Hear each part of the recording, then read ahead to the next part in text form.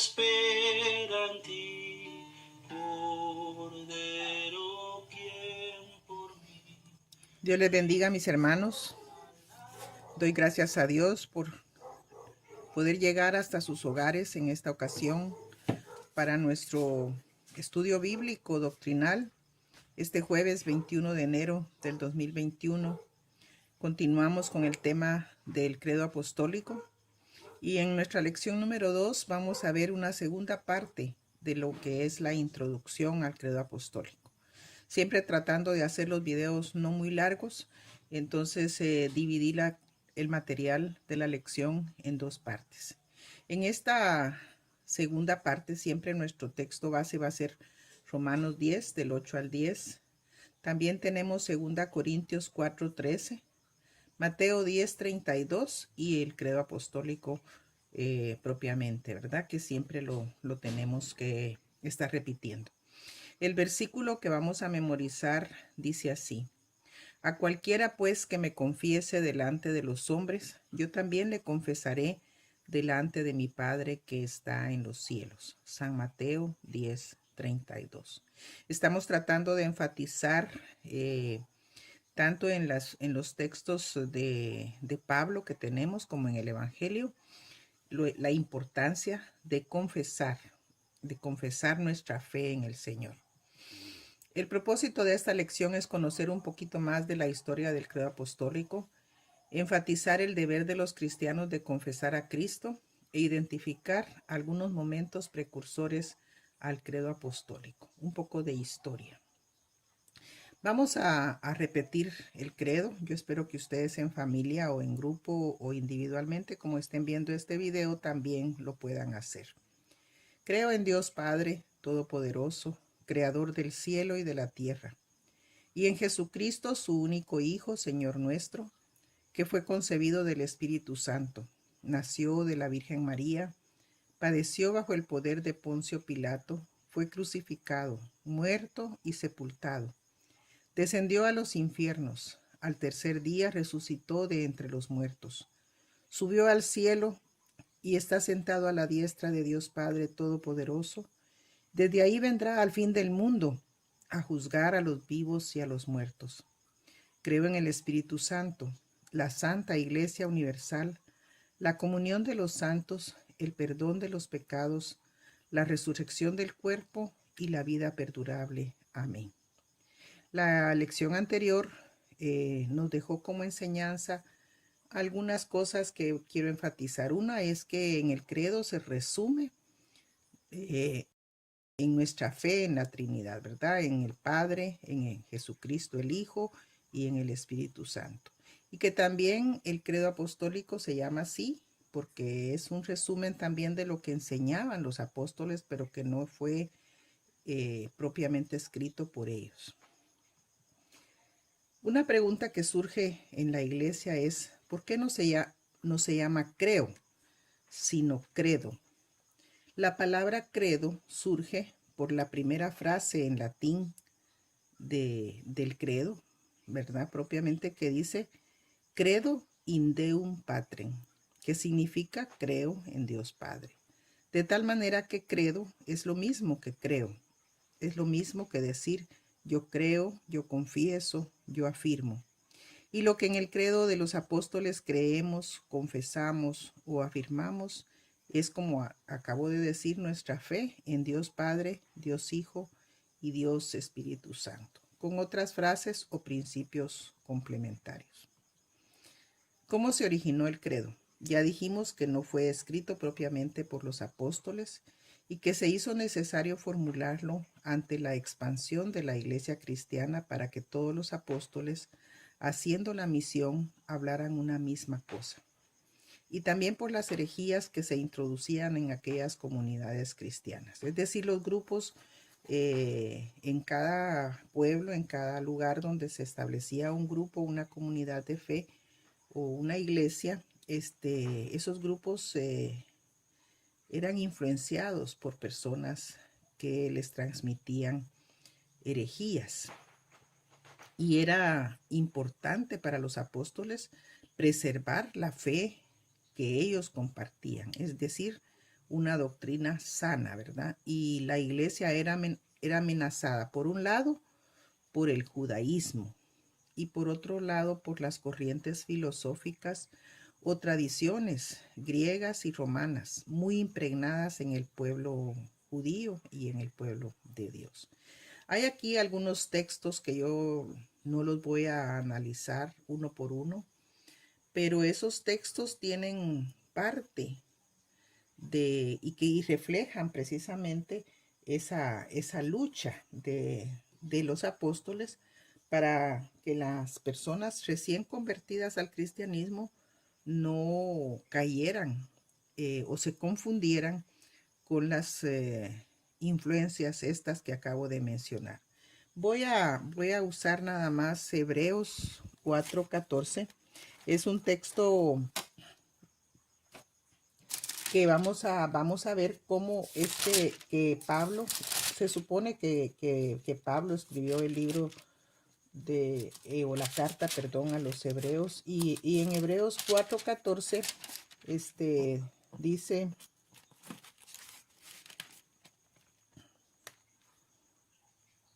por tanto, teniendo un gran sumo sacerdote que traspasó los cielos, Jesús, el Hijo de Dios, retengamos nuestra profesión. Pablo o el escritor de la carta a los hebreos, está exhortando a retener la profesión de fe que ellos han hecho, la doctrina que recibieron. Y en la misma carta a los hebreos, en el capítulo 10, versículo 23, vamos a encontrar que el escritor les dice: mantengamos firme, sin fluctuar, la profesión de nuestra esperanza, porque fiel es el que prometió. Estamos leyendo únicamente dos textos, pero vamos a ir a 1 Juan 2, 22, 23 o 1 Juan 4 del 1 al 6 y el versículo 15 y otros textos más encontramos en el Nuevo Testamento, donde se ve que se les exhorta, tal vez no se exige, sino que se exhorta a confesar la fe ante los opositores. Y yo creo que esta es una de las cosas que también nosotros deberíamos de enfatizar en este tiempo, porque también nuestra iglesia es influenciada por creencias, por doctrinas, pero doctrinas humanas, por modas de las otras iglesias cercanas a nosotros.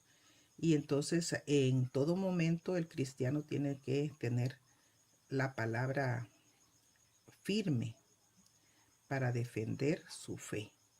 El credo nos ayuda cuando se habla del Padre, del Hijo y del Espíritu Santo. Ahí hay un resumen de ciertas cosas, pero toda la palabra de Dios, ¿verdad? Y una de las cosas también que se enfatiza es que el credo está basado y subordinado a la palabra de Dios. Hay un punto que se quedó también pendiente de la lección, la primera parte de la lección, y es respecto de algunos precursores del credo apostólico. Afirmamos, como decía, que el credo no fue escrito por los apóstoles, pero su origen se remonta al año 107 después de Cristo, según los datos históricos que tenemos.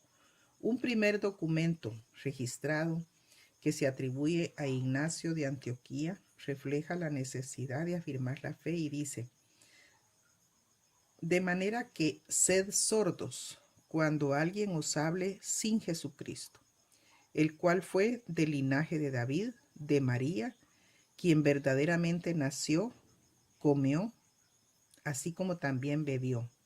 Fue verdaderamente perseguido por Poncio Pilato, verdaderamente fue crucificado y murió a la vista de los del cielo, la tierra y bajo la tierra. Esto se podría decir que es un texto que está enfatizando para los miembros de los grupos cristianos de esa época las cosas que están afirmando y que seguramente eran lo que atacaban los opositores, ¿verdad?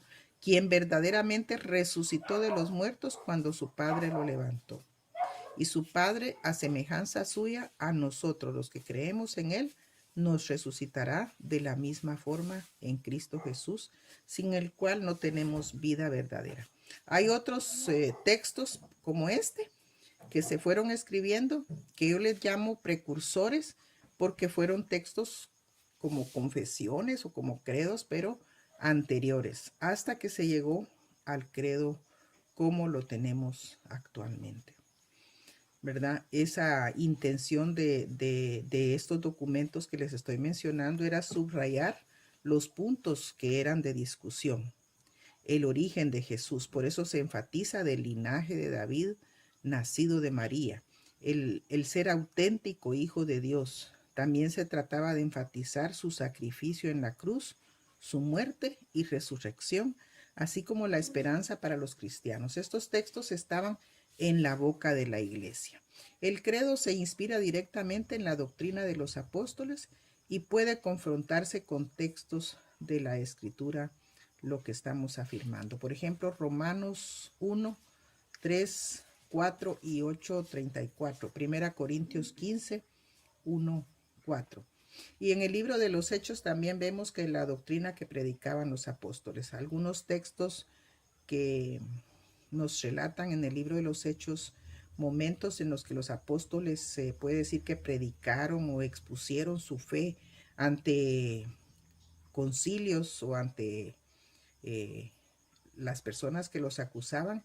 Ellos en esos textos, si ustedes los pueden leer, está Hechos 2, 22 al 36, 3, 15, 4, 10, 5, 30 y 31, 9, 20, 18, 5 y 28, y otros donde ellos defienden, ¿verdad?, la naturaleza divina de Cristo, el linaje de Cristo, que Él murió, fue crucificado, murió, sepultado, pero que también resucitó, ¿verdad? Y eso es el énfasis, porque era lo que la gente que eran opositores, pues negaban. Ahora fíjense que para conclusión de este estudio, quiero compartirles qué dice Calvino del credo apostólico. Para Calvino no era importante saber quién lo escribió. Y Calvino tiene una obra que es muy conocida, que se llama Institución de la Religión Cristiana. Y en el tomo 2, el capítulo 16 y artículo 18, Calvino dice lo siguiente: lo que ante todo debemos saber, se refiere al credo, ¿verdad? Lo que ante todo debemos saber es que en él se cuenta sucinta y claramente toda la historia de nuestra fe, y que nada se contiene en él que no pueda confirmarse con sólidos y firmes testimonios de la Escritura. Entonces, Calvino, un reformador y fundador, podríamos así decir, de la iglesia reformada, la iglesia cristiana, él toca los puntos básicos para defender la importancia, podríamos decir, del credo, ¿verdad? En primer lugar, resume la historia de nuestra fe. Luego, nada de lo que dice el credo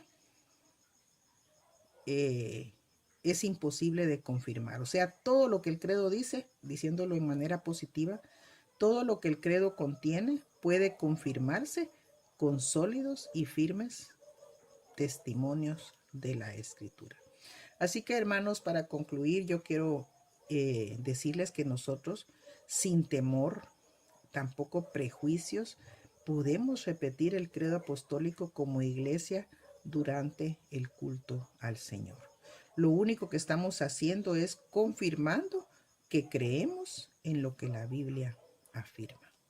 Que Dios nos bendiga, mis hermanos, y les invito nuevamente a que ustedes, si tienen la reunión para compartir este video a nivel familiar, lo puedan hacer y terminar nuevamente diciendo el credo de los apóstoles. Dios les bendiga.